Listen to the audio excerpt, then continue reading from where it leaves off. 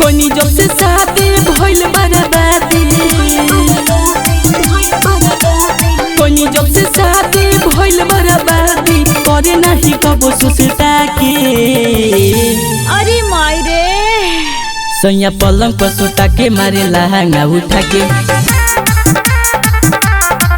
सैया पलंग पर सुता के मारे लहंगा उठा के, सैया पलंग पर सुता के मारे लहंगा उठा के। कोनी जब से शादी भइल बर्बादी, कोनी जब से शादी भइल बर्बादी करे नहीं कबो सुसता के। अरे मर गनी रे सैया पलंग पर सुता के मारे लहंगा उठा के, सैया पलंग पर सुता के मारे लहंगा उठा के, सैया पलंग पर सुता के मारे लहंगा उठा के। सनहिया रिकॉर्डिंग स्टूडियो कटसा। सैया पलंग पर सुता के, सैया पलंग पर सुता के मारे लहंगा उठा के, मारे लहंगा उठा के। डीजे विकास राजा पुत्रा कोरिला हमसे प्यार तना जानी सब कुछ भूल रे, जानी सब कुछ भूल रे।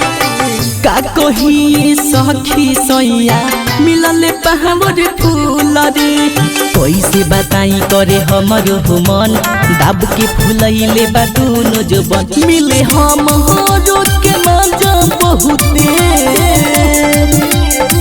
मिले हम हो के मजा बहुते अन्हारे रखेला बबूता के।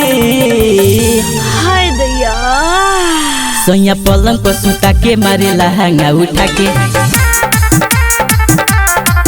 सैया पलंग पर सुता के मारे लहंगा उठा के, सैया पलंग पर सुता के मारे लहंगा उठा के।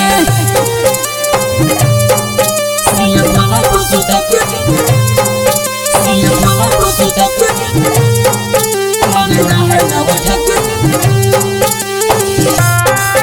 मारे लहंगा उठा के। डीजे विकास राजा पुत्रा खाली करेला निहुरा के नतिया कबो न कहरे आराम रे, कहेला कि दोसर कुछ नइखे हमर काम रे। कबो न सुतेला उ त कइले हो बिना साच कहीं सखी धर केला हमर सीना। लागतावे हमके लाजे सखी, लागतावे हमके लाजे सखी ई बात तो हसे बता के। ओ माय गॉड सैया पलंग पर सुता के मारे लहंगा उठा के,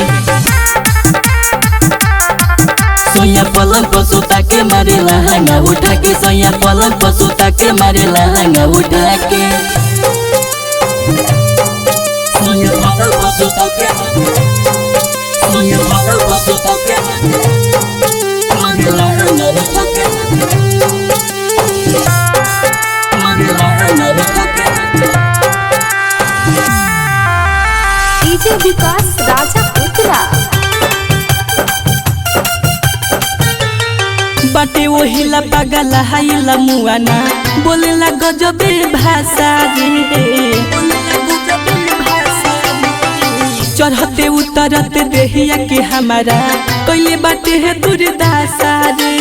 रात भर देहिया के हमारा बखोरे के तनो हटाई नहीं हमारा के छोरे। राइटर रंजीत प्रेमी परदे पोए कदी, राइटर रंजीत प्रेमी परदे पोए कदी देखली हला से लुका के। अरे माई रे सैया पलंग पर सुता के मारे लहंगा उठा के,